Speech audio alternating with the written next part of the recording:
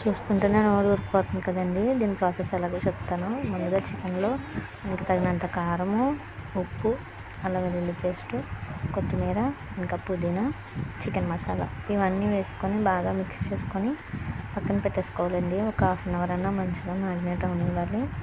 తర్వాత ఏం చేయాలంటే ఈలోపు మీరు ఇంట్లో కర్రీ స్పెషల్ ఏం చేసుకున్నారో నాకు కామెంట్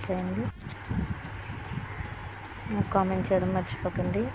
పక్కన పెట్టేసుకున్న తర్వాత ఒక గిన్నె పెట్టుకొని ఆయిల్ వేసుకొని బిర్యానీ మసాలాలు, ఇంకా టమాటాలు, ఉల్లిపాయలు, పచ్చిమిరపకాయలు అన్నీ వేసుకొని బాగా వేపుకొని పక్కన పెట్టుకోవాలి. బాగా వేగనివ్వాలి. బిర్యానీకి ఎంత బాగా అయితే అంత బాగా టేస్ట్ ఉంటుంది. అందులో అల్లం వెల్లుల్లి పేస్ట్ వేసుకొని వేపుకోవాలి.